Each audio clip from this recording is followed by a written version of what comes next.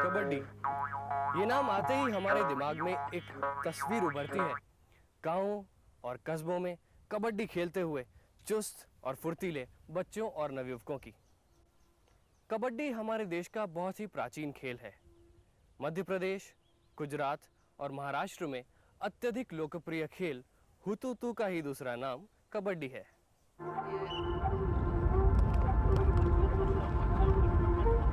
कबड्डी में किसी खिलाड़ी का साहसिक आक्रमण और धैर्यपूर्वक अपना बचाव करने की शैली को देखकर आनंद और रोमांच की लहर दौड़ जाती है। एक अकेला खिलाड़ी एक ही सांस में विरोधी पक्ष के 7 खिलाड़ियों को आउट करने के उद्देश्य से जब मैदान में प्रवेश करता है तो उसका धैर्य, दम रखने की क्षमता, अपना बचाव करते हुए विपक्ष के खिलाड़ी को आउट करने का कौशल, ये सब देखते ही बनता है। कबड्डी की सबसे बड़ी विशेषता इसकी सादगी है। इसे खेलने के लिए किसी भी प्रकार के उपकरणों की आवश्यकता नहीं होती। इससे संपूर्ण शरीर का व्यायाम तो होता ही है, साथ ही बदन भी चुस्त और फुर्तीला रहता है। आज जबकि खेल सिर्फ मनोरंजन का साधन ही नहीं बल्कि एक व्यवसाय हो गया है, तो इन सब के चलते कबड्डी का स्वरूप भी बदल रहा है। पुराने समय में कबड्डी केवल पुरुषों द्वारा ही खेली जाती थी। आजकल लड़कियां भी इस खेल में पीछे नहीं हैं।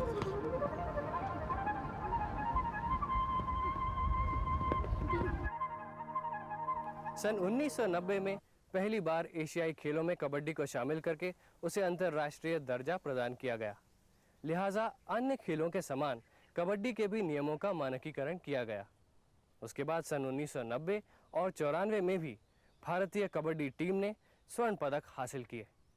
तो आइए, जिस खेल में कम से कम आज तो भारत सिरमौर है, उसके नियमों और उसके मैदान के आकार प्रकार के बारे में जानकारी हासिल करते हैं। कबड्डी का मैदान उत्तर दक्षिण दिशा में बनाया जाता है। पुरुषों के लिए कबड्डी का मैदान आयताकार होता है। इसकी लंबाई 12.5 मीटर तथा चौड़ाई 10 मीटर होती है। इसके बीच की रेखा को मध्य रेखा या मिडलाइन कहते हैं। मध्य रेखा के दोनों ओर 3.75 मीटर की दूरी पर क्रॉस लाइन या बल्क लाइन होती है। मध्य रेखा से 4.75 मीटर की दूरी पर बोनस लाइन होती है। बोनस लाइन और बल्क लाइन के बीच की दूरी 1 मीटर होती है। बोनस रेखा और अंतिम सीमा रेखा के बीच 1.5 मीटर का अंतर होता है। अंतिम सीमा रेखा से 1 मीटर की दूरी पर 1 मीटर चौड़ा और 8 मीटर लंबा ब्लॉक होता है, जिसमें आउट होने वाले खिलाड़ी बैठते हैं। मैदान के दोनों तरफ 12.5 मीटर लंबी और 1 मीटर चौड़ी लॉबी होती है। सारी रेखाओं की चौड़ाई 3 सेंटीमीटर होती है। महिलाओं के लिए कबड्डी के मैदान की लंबाई 11 मीटर और चौड़ाई 8 मीटर होती है। मिड लाइन से बल्क लाइन की दूरी 3 मीटर होती है और बोनस लाइन की दूरी 4 मीटर होती है। महिलाओं के लिए लॉबी की लंबाई 11 मीटर और चौड़ाई 1 मीटर होती है। आउट हुए खिलाड़ियों के बैठने का ब्लॉक 6 मीटर लंबा और 1 मीटर चौड़ा होता है।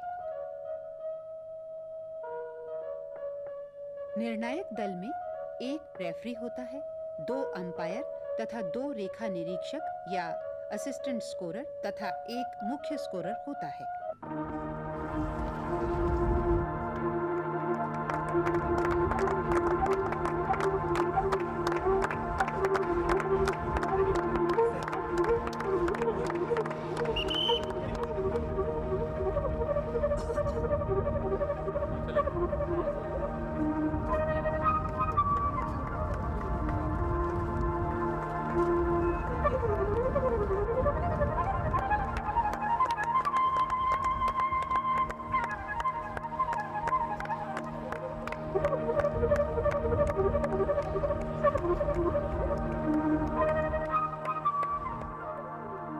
प्रत्येक दल में 12-12 खिलाड़ी होते हैं। इनमें से एक साथ सिर्फ 7 खिलाड़ी ही मैदान में उतरते हैं। शुरुआत में खिलाड़ी मैदान का चक्कर लगाकर श्रद्धा स्वरूप प्रणाम करते हैं। इसके बाद अंपायर दोनों टीमों के खिलाड़ियों की जांच करते हैं कि कोई खिलाड़ी किसी प्रकार का औजार या कड़ा आदि तो नहीं धारण किए हैं। इसमें बड़े नाखून रखना भी निषिद्ध है। इसके बाद रेफरी दोनों टीमों के कप्तानों को बुलाकर टॉस करता है।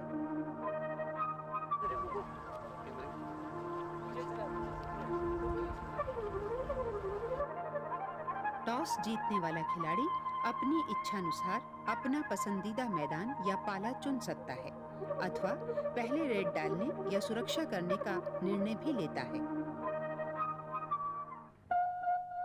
पुरुषों के लिए खेल की अवधि 40 मिनट होती है, जिसमें 20 मिनट के खेल के बाद 5 मिनट का मध्यांतर होता है। महिलाओं के लिए खेल अवधि 30 मिनट होती है। 15 मिनट के खेल के बाद 5 मिनट का मध्यांतर होता है। मुख्य रेफरी का निर्णय अंतिम होता है। विशेष परिस्थितियों में, जैसे दोनों अंपायरों के बीच में मतभेद हो जाने पर, वो उनके निर्णय को रद्द कर अपना निर्णय दे सकता है।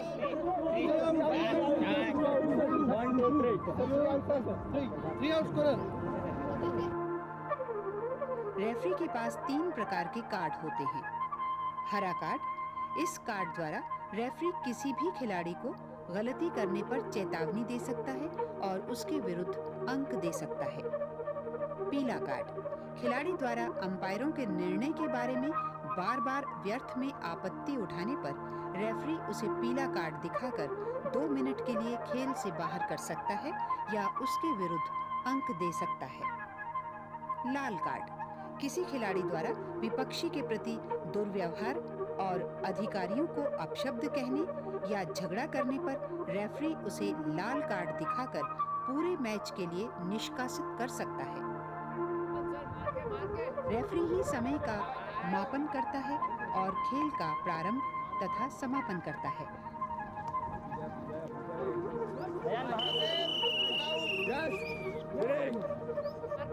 द्वितीय अंतराल के अंतिम 5 मिनटों की रेफरी जोर से घोषणा करता है, जिसे कि दोनों टीमों के कप्तान और कोच आसानी से सुन सकते हैं। रेफरी द्वारा ही टीम के कप्तान या कोच के अनुरोध पर टाइम आउट दिया जाता है। मैच के मध्यांतर और अंत में रेफरी स्कोरर और असिस्टेंट स्कोरर की सहायता से अंकों का निरीक्षण करता है। अंक तालिका में अंक लिखने के 2 तरीके हैं। या तो पहले से लिखे अंकों को खड़ी लाइन द्वारा काटा जाए या फिर अंक प्राप्त होने पर वो अंक लिखे जाएं। कबड्डी का मैच शुरू होते ही जो दल पहला अंक प्राप्त करता है तो उस अंक को चौकोर खाना बनाकर लिखते हैं। लोना में प्राप्त अंकों को भी चौकोर खाने में लिखते हैं। बोनस अंक को त्रिभुज बनाकर उसके अंदर लिखा जाता है। तकनीकी अंक को क्रॉस बनाकर दर्शाते हैं।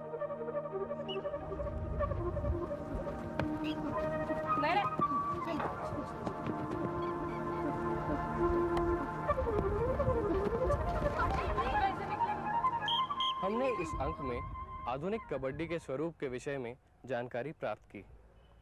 हमने कबड्डी के मैदान के आकार प्रकार, मैच की अवधि, रेफरी के दायित्व, निर्णायक दल के सदस्यों और अंक तालिका के विषय में भी कुछ आधारभूत तथ्यों को जाना। अगले अंक आधुनिक कबड्डी खेल के नियम में हम इस खेल की तकनीक और कुछ सामान्य और विशेष नियमों के बारे में जानकारी प्राप्त करेंगे। साथ ही हम ये भी जानेंगे कि किन विशेष परिस्थितियों में खिलाड़ी फाउल करार दिए जा सकते हैं।